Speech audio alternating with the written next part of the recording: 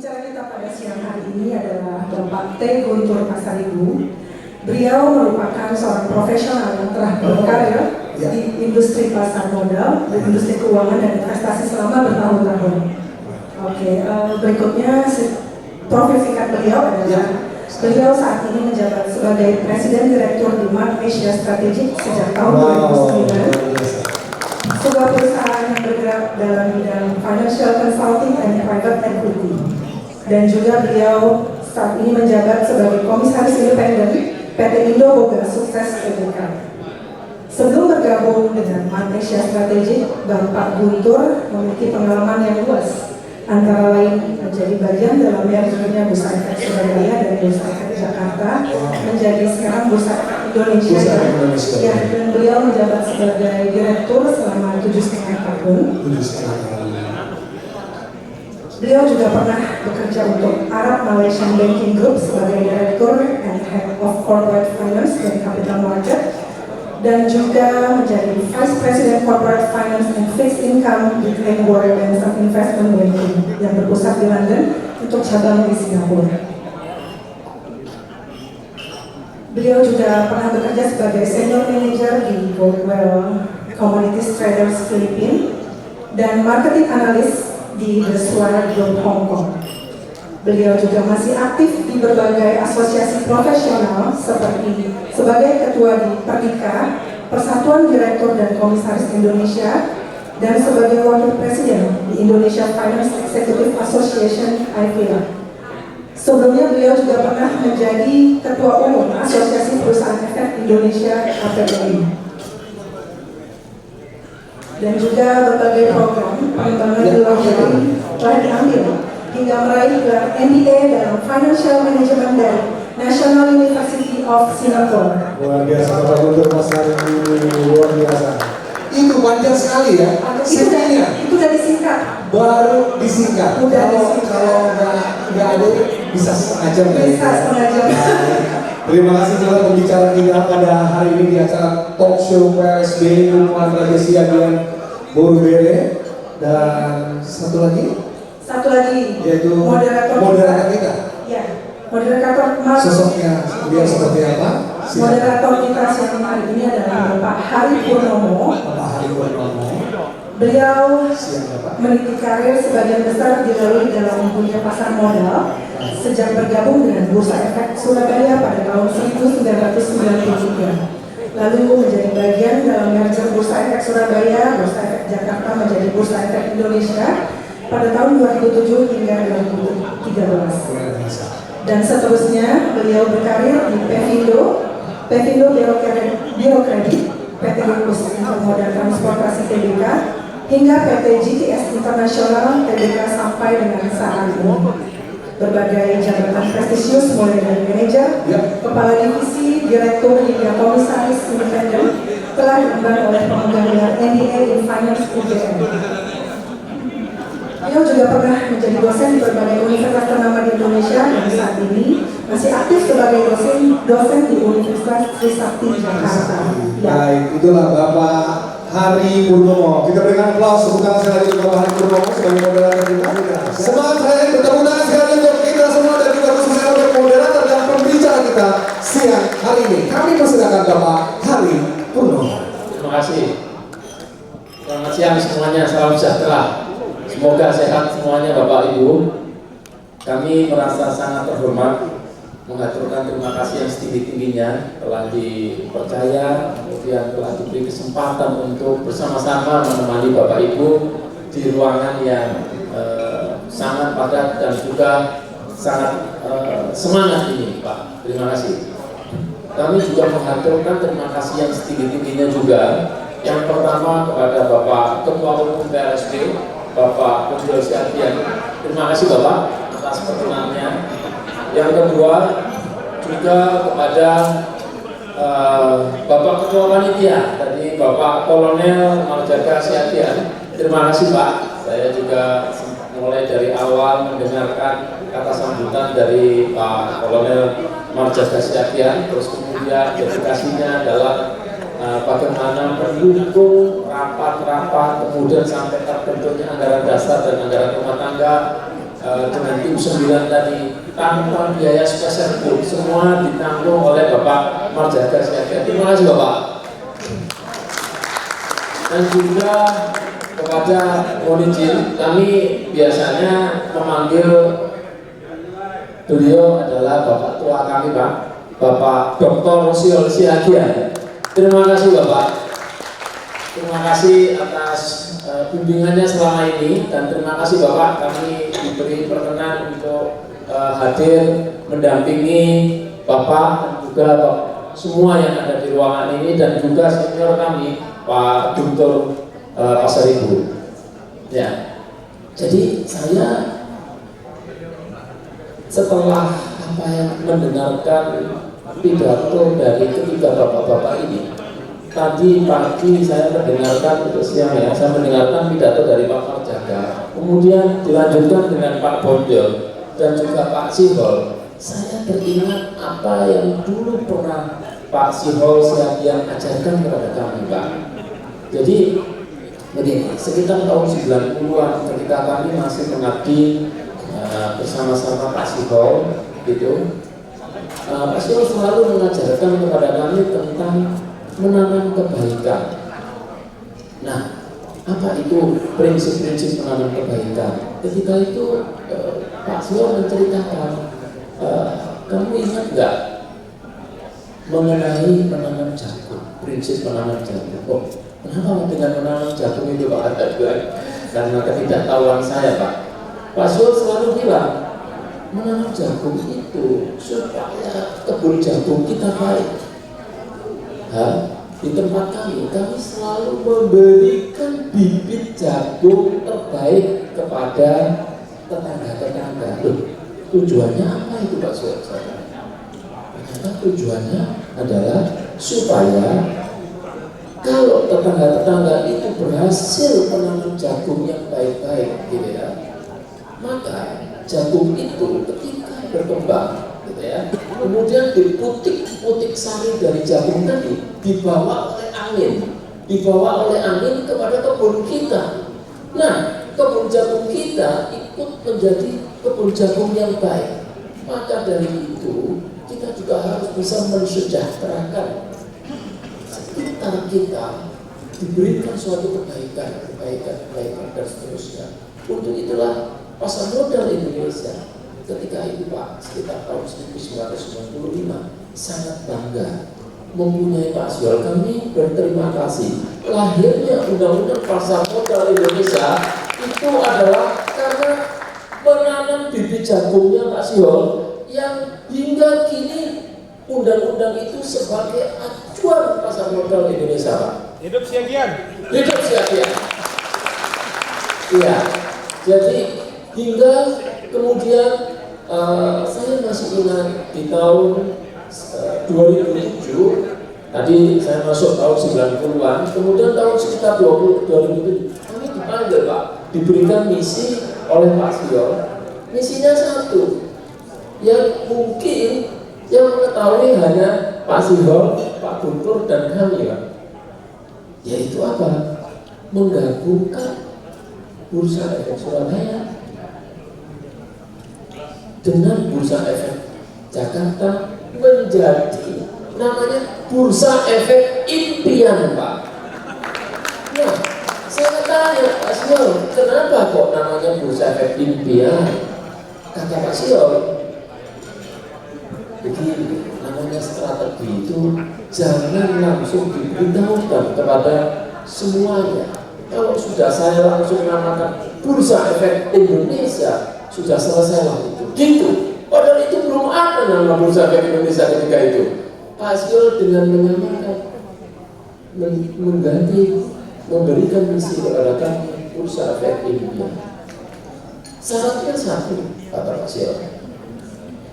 Ya, gabungkan Bursa Efek Surabaya dengan Bursa Efek Impian dan Bursa Efek Jakarta menjadi Bursa Efek Impian tersebut dengan satu syarat.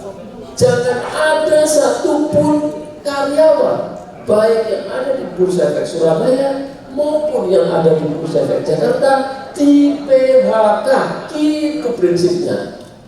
Saya tanya Pak Sihol, kemudian dananya dari mana? Tadi saya ingat betapa ternyata generasi penerus. Terima kasih Bapak Marjaga, Bapak mewarisi amalan-amalan yang dilakukan oleh Pak Sion ini, Pak Marjaga. Jadi ketika itu kami membayangkan membutuhkan dana yang sangat besar, Pak Sion bilang, jangan mengeluarkan serupiah pun dari kas. Nah, ini prinsip ini ternyata berulang kembali, Pak Sion. Untuk menyusun anggaran dasar tidak memerlukan uang serupiah pun dari kas PRSB, Bapak. Ya, nah inilah hubungan kami dengan Pak Zihol sudah terjalin sekian lama dan hingga kini masih kami berdua tetap berkolaborasi, tetap berkoordinasi. Nah, selanjutnya tadi di awal pidato Pak Marjaga menurut saya menggunakan prinsip-prinsip good corporate governance serta integrity disertai dengan integrity yang sangat tinggi, Pak. Saya salut dengan apa yang Bapak pidatokan tadi, yaitu apa? Di akhir sesi Bapak akan mengundang ibu-ibu untuk joget-joget. Kemudian ditanya, lah terus bapak-bapak ini untuk apa? Bapak-bapak ini berfungsi untuk nyawer kepada ibu-ibu itu.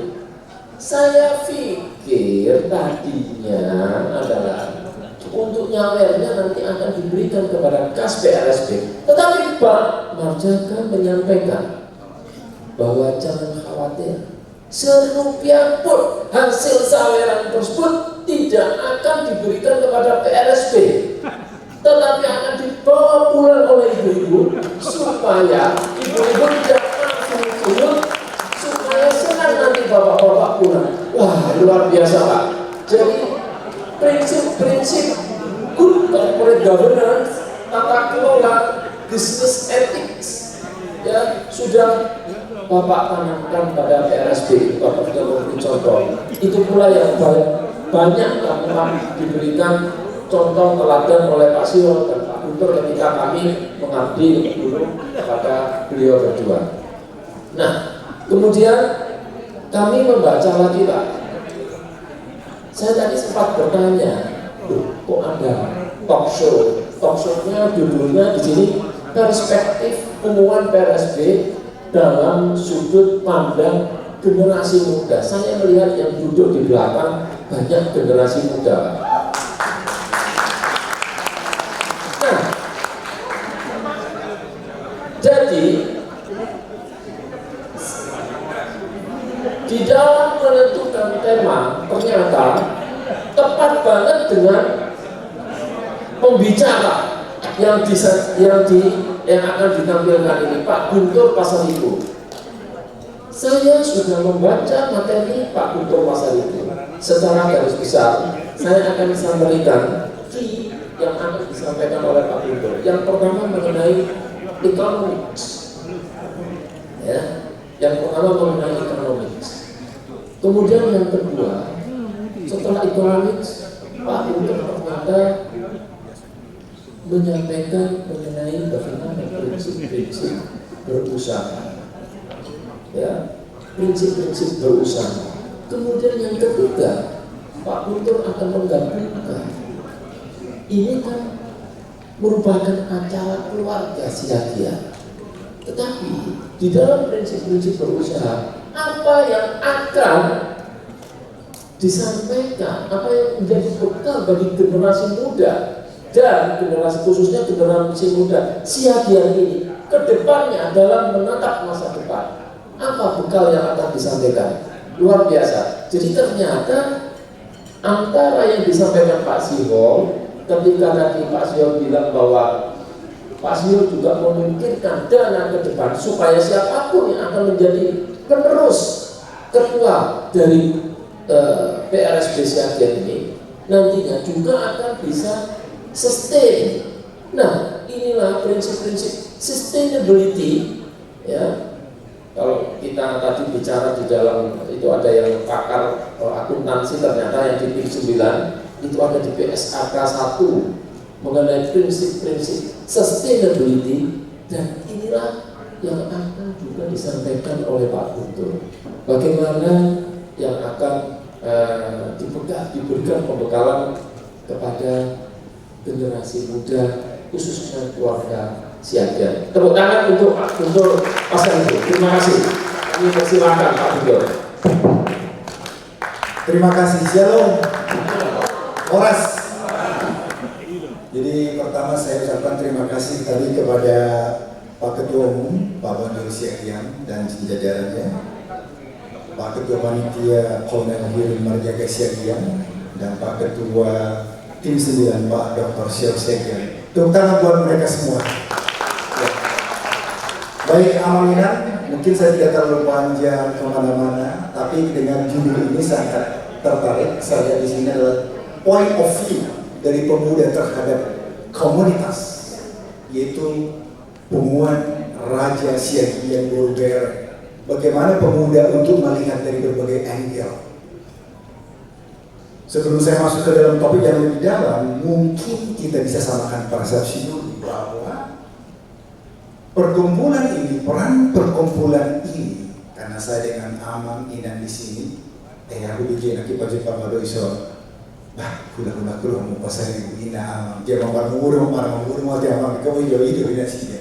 Jadi kita akan berkuda-kuda di soal Ubani, alai itu penuh campur-campur bahasa Batak, Indonesia, Inggris, nggak apa-apa. Asal semuanya tidak terlalu tegang aja, biar kita lebih santai ngobrolnya. Ya, berikan tepuk tangan sedikit dong. Jadi perkumpulan ini sebelum dilihat oleh pemuda, ini kacamata saya sebagai profesional. Karena saya banyak gaul dengan pemuda, pengusaha muda yang mau berusaha, investor pemula, bahkan orang-orang educated people, orang-orang yang sudah berpendidikan dan yang mereka banyakkan lulus dari luar negeri. Kami banyak komunitasnya. Jadi mereka sharing, knowledge sharing tentang perkumpulan Batak. Karena kita sama-sama Batak, tidak jauh beda. Kita siang toba, bisa untuk kasih jauh-jauh. Yang saya lihat adalah dulu perkumpulan Batak semua marga dengan filosofi yang tadi disampaikan oleh Pak Ketua maupun oleh Pak Sipo adalah semestinya perkumpulan generasi ke generasi yang mulai diturunkan sehingga ada hierarki, tetapi ada basic prinsip.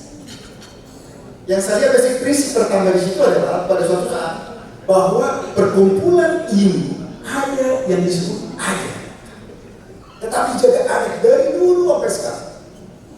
Ada norma itu semacam aturan-aturan yang tidak tertulis, atau sekarang orang bilang etika, etis, norma, tata kerama, itu ada dari Raja Siagian sampai sekarang. Saya yakin menjaga adat, norma, etika, dan juga dengan Borubereng itu pasti ada sopan santunnya, ada kasih persaudaraannya. 5 prinsip ini saya yakin itu dijunjung tinggi oleh para nenek moyang kita yang terdahulu, dan kita mencoba menurunkan kepada young generation, generasi muda. Tadi Pak Syah bilang kalaupun nanti ada perpindahan tongkat kepemimpinan kepada new generation, ingin membuat tongkat estafet itu handover dengan baik, kas tidak kosong, ada isinya, bukan hanya surat-surat, bukan defisit, tapi ada saldo positifnya, ada suratnya, ada hierarkinya, ada anggaran dasar yang sudah dibentuk oleh tim 9. Tepuk tangan untuk tim 9. Itu saya lihat filosofi pertama dulu. Nah sekarang kita bicara point of view. Point of view pemuda terhadap perkumpulan ini dengan yang dulu itu sudah beda. Zaman saya, zaman kita, Amang Ina, dulu kita point of view itu adalah hanya manggut dan menurut kepada senior kita.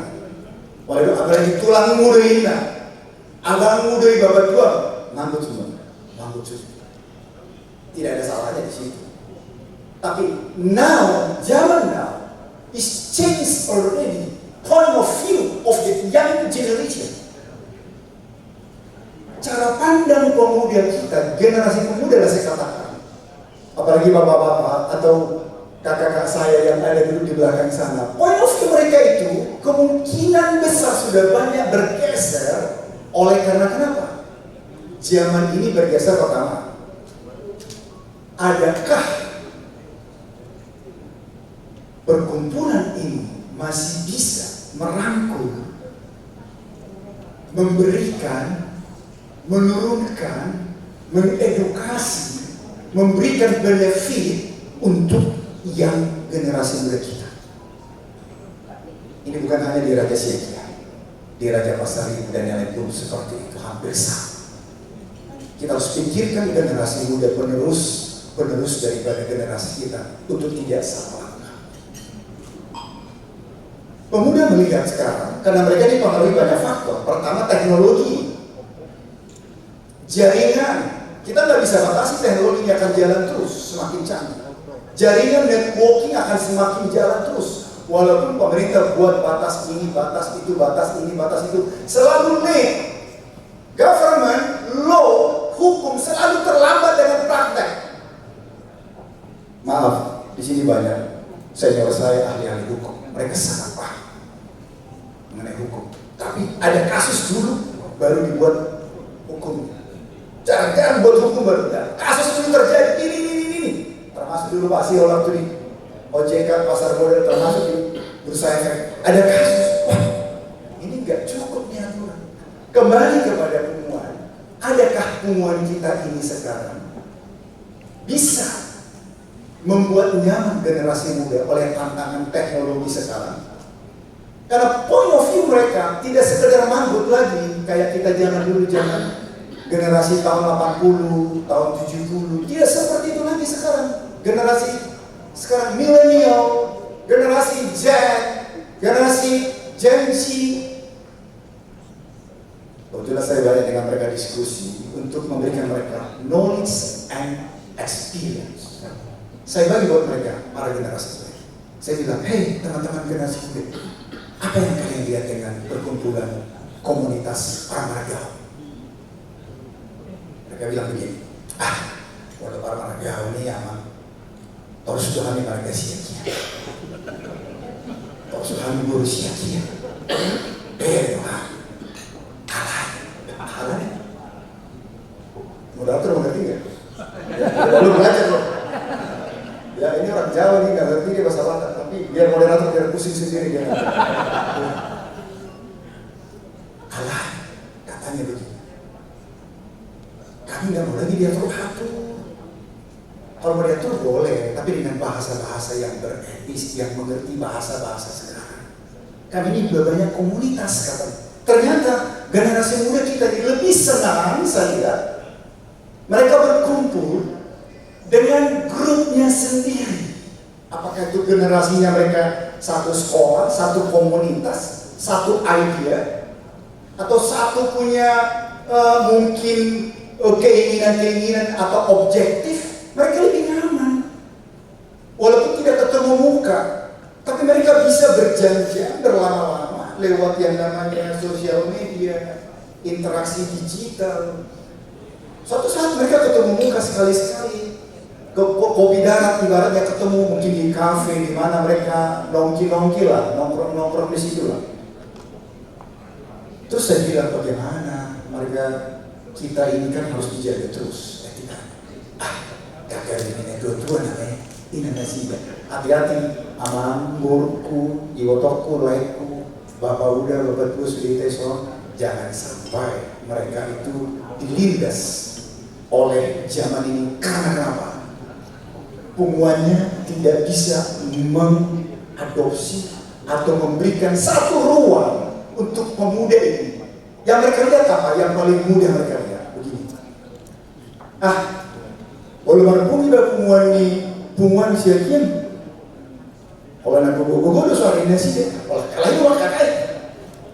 Oleh kalian orang katai raja atas ni. Sudah nak raja inna. Kayak itu mau lebar gogo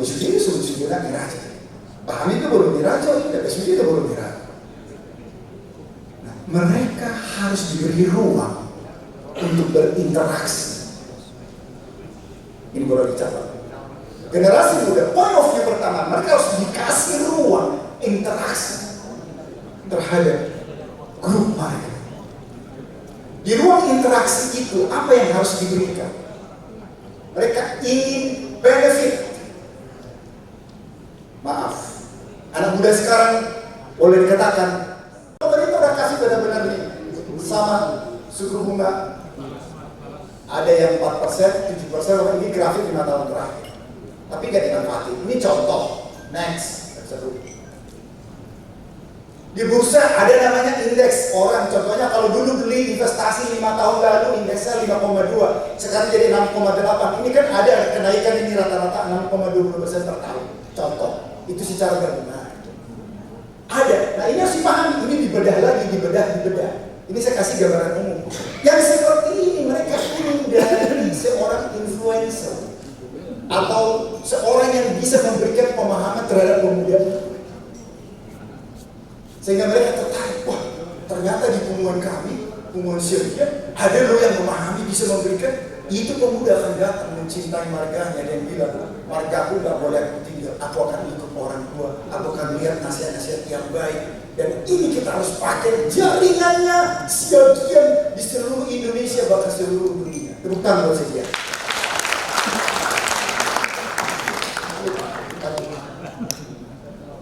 Kita pakai. Perkumpulan ini saya yakin punya jaringan.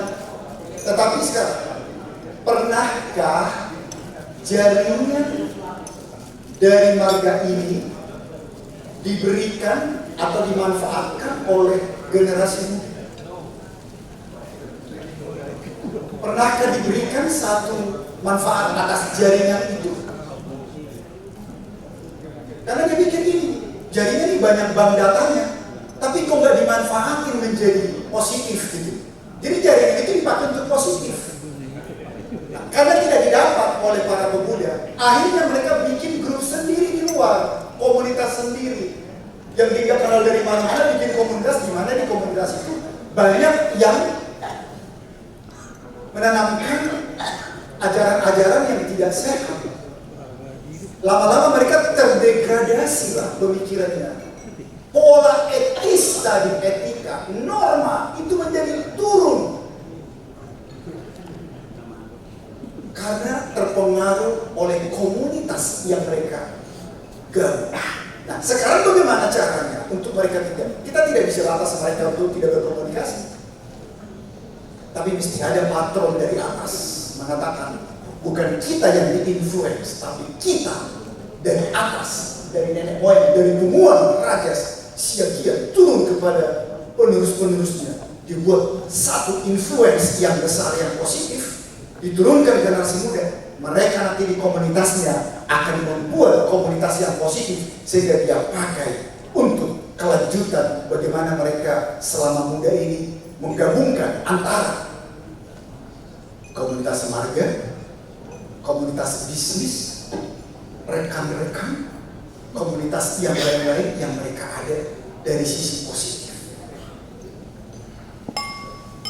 Nah, pengetahuan ini kalau kita bagi buat mereka, contohnya surat berharga negara. Nggak usah takut, negara yang memberikan surat. Tapi pemerintah Indonesia. Kita lihat bunganya tinggi banget, dari 6% sampai 7,2% per tahun bunganya. Jauh dari deposito. Nah, di sini kawan burukku nabur melulak ketemu lagi nganggur, tapi dia mesti sebagai torhamu tuh soal negara. Dan bang kecuali Indonesia waktu itu. Negara jadi. Dan bunganya ini jauh lebih murah dari bunga deposito. Kalau deposito 20% bunganya, pajaknya. Kalau ini ya hanya 10 atau 15% ini pajaknya. Dikasih oleh pemerintah satu kemudian. Ini contoh pemahaman mengenai bagaimana orang berinvestasi. Kita kaitkan aja sosial komunitas dengan keuangan investasi. Kita harus buat benang merahnya yang membuat mereka menjadi point of view atau cara pandang mereka melihat organisasi ini menjadi banyak positif dan keuntungan buat generasi muda. Berikut kalau kita lihat lagi sekilas. Terusin. Lanjut aja, klik lagi. Terus klik lagi. Oke. Perdagangan dulu ke Eropa. Sekarang lagi orang bertanya, pemuda-pemuda nanya, ngerti gak sih saya punya komunitas? Kalau saya tanya nanti kepada perkumpulannya Siagian, adakah di antara mereka di satu departemen mengerti mengenai neraca perdagangan ke Ukraina? Karena perang dengan Rusia berlanjut, kira-kira dampaknya apa sih? Kira-kira kita cuma lihat datanya. Emang seberapa besar Indonesia dagang dengan Ukraina? Not much, kecil. Jadi pengaruh perdagangan Indonesia dengan Ukraina itu hanya 200 juta dolar setahun. Tidak ngaruh. Dibandingkan dengan kita punya perdagangan 550 miliar dolar setahun, kita punya trade balance. Ini ke Ukraina hanya 200 juta. Tidak pengaruh besar. Kalaupun kita tidak menginginkan perang, kalaupun masih berlanjut perang Ukraina Rusia, tidak banyak pengaruh terhadap ekonomi Indonesia. Jadi yang terlalu takut kalau itu perang di sana secara ekonomi. Berikutnya kita lihat di sini. Wah, sekarang Palestina lagi ramai katanya. Coba lihat, ada Palestina nggak di sini? Tadi di atasnya atau di bawahnya tadi? Klik. Nah, Palestina lagi perang sama. Karena bukan Palestina, Hamas sama Israel. Tahun 2018 aja cuma 3 juta dolar perdagangan kuda, kecil. Sekarang di 2021 cuma tinggal 1 juta. Jadi kalaupun mereka itu berperang, ramai terus, dan terlalu takut dan memeruh, tidak terlalu banyak mempengaruhi ekonomi kita. Makanya Menteri Ekonomi kita, Dr. Sri Mulyani mengatakan economic growth kita akan bertumbuh. Indonesia aman. Buktinya apa? Kita lihat GDP-nya. Coba. Ada di GDP di next slide. Lagi ke atas. Lagi.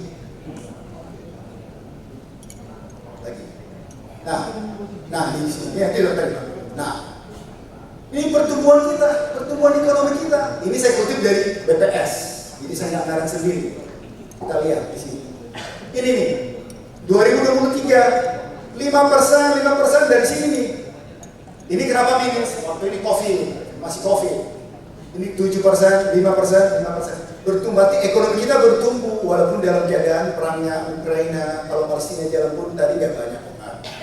Jadi kalau berusaha pemuda-pemudi kita atau young generation, mereka tahu ekonomi bertumbuh. Cuma sekarang sasarannya kemana dia mau berbisnis? Bidang apa yang dia harus ketahui? Nih, organisasi harus bisa memberikan informasi. Umuman berikan kepada anak-anak. Kesinilah diarahkan. Langsung kita mana jauh. Anakku susah menolak dia, saya masih sekolah kok. Lahir 33. Saya 33 non paham gak dia? Duk saya mesti lahir sekolah kate, mana birukun. Dugi buat tujab. Duk saya hari ini angin, ya? Di zaman dulu dikasih semua. Sekarang kita balik. Adakah kita masih memberikan arahan kepada generasi muda kita? Atau kita diamkan saja mereka? Kalau didiamkan, mereka tidak diam, tapi akan cari sendiri. Mereka akan menjalan sendiri kemana-mana, nyangkut di mana. Sehingga ada yang bisa kita kontrol, ada yang tidak. Ada yang dampaknya positif, ada yang tidak. Jangan langsung disalahkan para pemuda. Tapi mari kita lihat dari top down. Dari atas ke bawah, mari kita lihat apa yang kita mau deliver. Akan kita berikan kepada young generation. Ada udah pasti ditambah. Norma dan etika udah pasti. Holong persaudaraan. Nah, mudah-mudahan mau nama Samarga Pegolo masih tak bisa. Nah, Samarga dihamil oleh pedang kita siapa yang dihamil dong? Sorry Samarga. Saya satu pada waktu dari. Emang gue bikin jangankan harga pasar itu lewat. Tuhan Yesus lewat gua potong katanya. Kenapa tadi? Kasih persaudaraan sudah mulai turun. Nah ini harus kita coba buat influencer, membuat generasi pemuda kita tetap itu ada. Walaupun teknologi berjalan terus, tapi mereka akan menjadi patron-patron yang baik, memanfaatkan jaringan organisasi. Mari Bapak dan Ibu, Amang Loro, Amang Ina, Itoku, bank data secara positif bisa diberikan. Bersyukur maka pemuda naroyet kamu saya ini nama. Udah diajari saya finance, ekonomi. Oh berarti bisa berusaha dong. Bisa. Sektor apa yang kami harus masuki? Coba kita lihat. Emang sektor apa sih yang paling banyak mendukung Indonesia ini? Ada sektor-sektor ke bawah. Lagi. Ya lagi.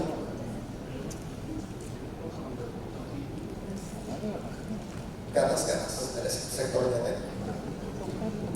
Mikro sektornya mikro, ya lagi. Lihat. Oh terus satu lagi mikro. Lagi. Ada mikro di situ tulisannya mikro sektor. Kalau mikro apa tadi?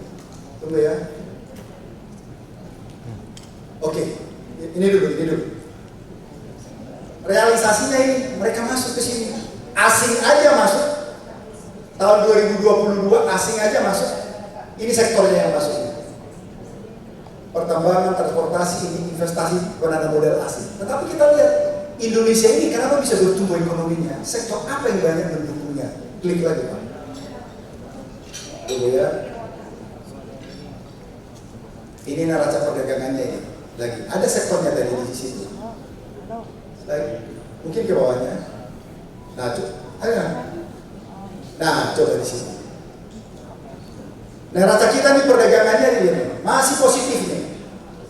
54 miliar dolar masih ada positif.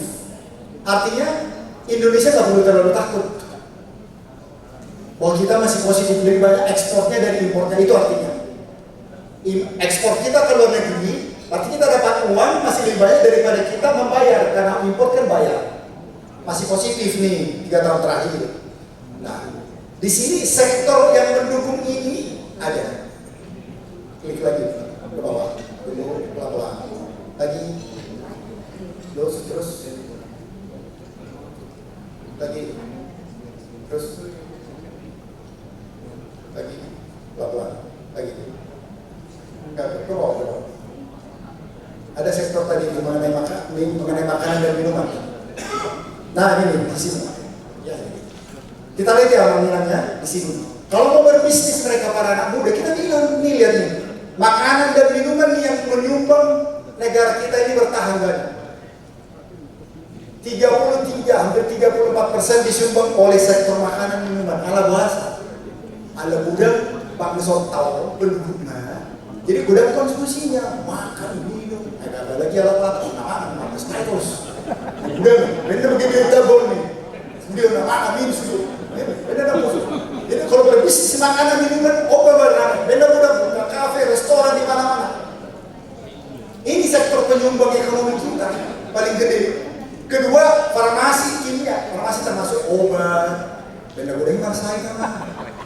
Walaupun sudah bisa tersyukur dengan rasa berkafe. Biasanya orang Jepang, botahan dari kata yang bodoh asal bukan. Walau gula ada obat dari tikos ini. Walau kayak yang ngasar ngajak pengira-hira ada. Walau zaman sonari ini masuk di meja. Itu zaman-zaman udah di atas 50 tahun, ini masuk pun nanti.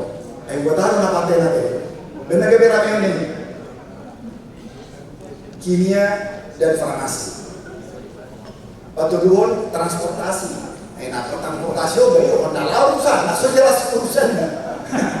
Tahu dia panggil, pakai Grab aja, pakai motor ini. Mana lalu tuh main motor, benar macet terus. Ada yang kamu tujuan yang jelas. Dan itu dia biasa, nongkrong katanya. Tidak tahu dia. Makanya ramai transportasi. Baru batu bara, migas, lain-lain perlu dukung nggak? Oleh paling utama Oma. Nah, anak muda kita yang generation harus dibagi. Ibaratnya tadi, anak mulai sekolah dulu lulus suami lalu kasih guidance. Guidance biasanya dari yang lebih senior, dari influencer, dari tokoh, dari memahami. Berarti perlu apa? Knowledge and skill. Berikan kepada young generation. Dia pasti datang. Tepuk tangan buat saya. Kalau ada pengetahuan, ada ada jaringan, ada arahan, ada influence positif, ada benefit ibarat pemuda. Aku sendiri, boleh berbisnis tahu bodoh, aku beri info pengusaha sia-sia, bodoh belajar harus mana memulai bisnis itu, awisian non, contohnya magang, boy, ini bapak. Begitu dihubungi Pak Siagia, Pak pengusaha, bisnis, semua bisnis transport itu. Padahal anak lulus bahasa sarjana teknologi bah. Naik magang dia kantor mau bodohin, Robert mau sama dong. Boy bah, ini wasa. Tapi magang orang lo kerja magang itu belajar. Tapi ya hal nafsu di merek, pasti suka asal pun yang usah sama kita kalau kita udah berbeda dengan masuk. Banyak, this is practice. Soalnya mereka yang bahasa Inggris, maka pengusaha itu nggak masuk ke bahasa Inggris, coba training di sini, mereka bukan. Nama pun ada takut, lagi mau mereka takut mereka nasi dan minyak. Ya baru ditiban apa? Apa yang membuat ini? Apa yang membuat karakter? Kembali kepada klik wirausaha. Karakter paling utama kita jaga supaya kita punya young generation itu bisa lihat karakternya. Kadang-kadang memang anak-anak muda sekarang ini karakternya itu sudah terpengaruh tadi yang saya katakan dengan sosial komunitasnya, karena tidak dipandu lagi, tidak di escort atau tidak dijaga dengan baik oleh para senioritinya ini. Terlalu dibiarkan sehingga lebih banyak didominasi oleh keadaan dan lingkungan mereka. Hanya karakternya berubah. Tadi itu dari budayanya, etika, normalnya, karakternya berubah. Padahal mau berusaha, mestinya poin pertama itu adalah mindset, pikiran. Ya rumah kita, tekan senior. Kalau alat mata ipak kari juna. Kau tak mahal nasi bebek puasa, kompurator. Mulai nanon mengajukan berbandingnya itu tulang, itu nanon narekot, tanggung bete kurang. Memang ada benarnya, ada salahnya. Tapi puasa maju, maaf. Orang-orang yang mau berusaha. Pertama mereka tanamkan mindset. Dia bilang, kalau usah langsung saya suku, lebih bodoh atau lebih jujur daripada hal. Makanya menurut Amerika dia boleh pakai sendiri gampang semua. Suku itu gampang semua. Suku tidak. Ini saya bukan bikin istilah ras, bukan ras. Tapi kita ada nama-nama suku kan. Sukunya kita lihat di dalam lebih banyak. Karena kenapa? Mindsetnya, karakternya, ada idenya, ada rencananya, lebih bagus berorganisasi. Nah ini organisasi salah satu. Orang mau berusaha, kalau aktif di organisasi Parmargau, biasanya yang aktif sebagai pengurus di organisasi itu, kalau dia berusaha, biasanya sukses. Berikan tepuk tangan untuk para pengurus. Terbiasa mereka berorganisasi, memimpin orang, utilize people. Kan itu manajemen. Manajemen itu, how to utilize people. Bagaimana kita memanfaatkan orang secara positif untuk melakukan delegasi kita. Itu manajemen. Tapi dimonitor, dibikin strateginya, dibikin rencananya, planningnya. Nah ini yang kita tanamkan kepada young generation lewat organisasi. Saya yakin kalau itu ada, pemuda kita atau anak-anak muda tidak akan lari, pasti dia katakan, mari kita majukan ini. Yang namanya umur aja, sia-sia dan bodoh, mari kita majukan. Sebab kenapa? Dari situ cikal bakal berkontribusi banyak. Mindsetnya ada, faith and character. Ya kita orang nama agama, kita bisa jadi untuk nama agama.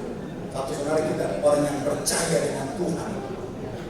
Kalau percaya dengan Tuhan, saya punya iman. Berarti kita kerja tidak hanya dengan tenaga, tidak hanya dengan karakter, tidak hanya dengan uang, tapi iman. Iman itu setiap orang beriman pasti dia tunduk. Berarti orang yang menghargai Tuhan, orang yang beriman itu biasanya orang yang baik. Minimal lebih baik dari yang jelek. Orang beriman itu karakternya bagus, skill kita isi. Lanjut klik lagi. Nah, tadi mengenai itu, lokasi dan market, inilah sosial seragam. Perkumpulan ini bisa menjadi market. Perkumpulan Raja Siagian dan Boru ini bisa jadi marketnya anak-anak muda yang mau berbisnis, berdagang, apapun. Jangan tutup pintumu buat anak muda. Tapi kita banyak. Ayat kursi. Putar dia bapak dia loh. Bisa kau kan? Tukar kau itu bapak ini. Ini mau berbisnis. Sudah hilang. Buka pintu buat mereka. Kurang tahu, ajari. Kasih kesempatan. Kalau tidak, mereka akan meninggalkan kita. Dia akan mengatakan, I like margaku. Aku bergeser sama yang lain atau kumpul yang lain. Aku lebih suka di sana. Kenapa? Mereka sudah lebih sekarang memilih yang namanya selfish. Men-service lebih menyenangkan dirinya sendiri, egonya tinggi.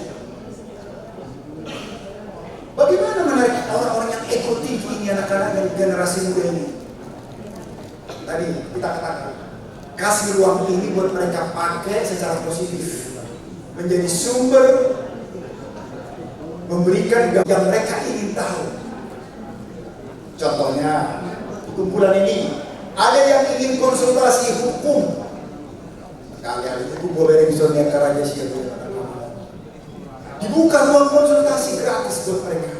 Pola konsultasi di antara pemuda, apakah konsultasi hukum bisnis, hukum pasar modal, hukum mengenai ekspor, hukum mengenai perjanjian-perjanjian. Ini bukan ruang, saya yakin mereka ada kok di grup kita perkumpulan mereka dia pakai.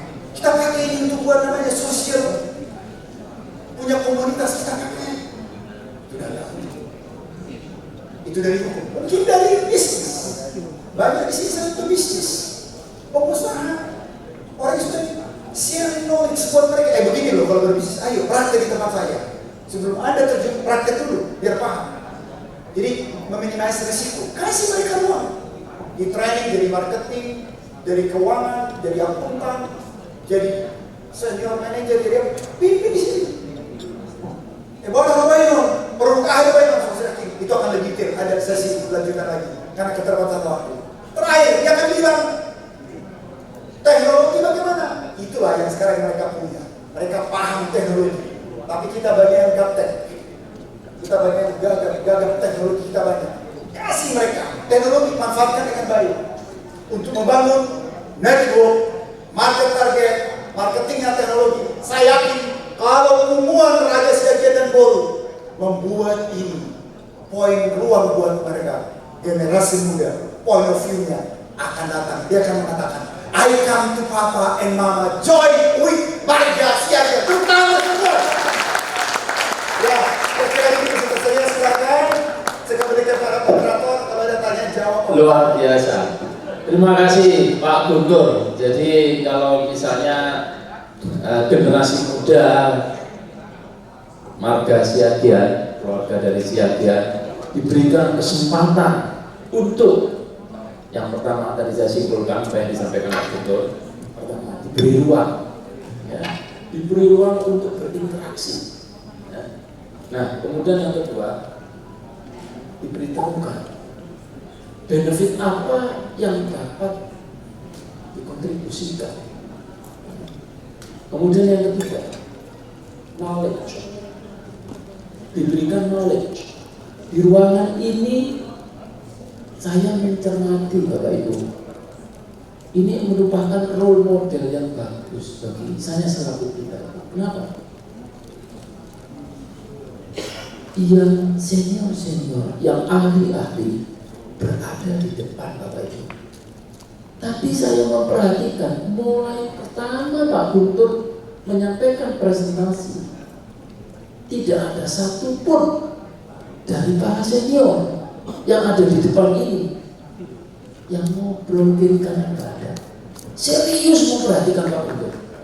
Tepuk tangan dulu untuk para senior. memberikan contoh yang positif bagi generasi muda yang ada belakangnya, supaya bisa memberikan contoh yang bagus. Yang ketiga, ya, kemudian tadi setelah knowledge, ya, yang bisa saya simpulkan dari Pak Guntur adalah harus ada positive influence. Senior tadi sudah memberikan positive influence kepada generasi muda. Ya. Kemudian berikutnya Pak Guntur juga mencermati harus ada faith dan harus ada iman, harus percaya kepada Tuhan bahwa semua itu sudah diatur. Kuasa Tuhan jauh lebih besar daripada kuasa Tuhan. Dan yang terakhir, Pak Guntur juga mencermati mengenai location and market. Jika Perumahan Raja Siap menjadi location and market bagi generasi muda, Pak Guntur di simpulan terakhirnya menyampaikan bahwa bayangkan betapa besar peluang ke depan yang bisa dimanfaatkan oleh generasi muda untuk come to Papa, join in the market, gitu ya. Barangkali itu yang bisa saya simpulkan. Maka sebelum saya memasuki sesi tanya jawab, saya akan membuka 3 sesi. Namun demikian, Pak Guntur, bolehkah saya menteri untuk bertanya terlebih dahulu tentang apa yang tadi sudah Bapak sampaikan?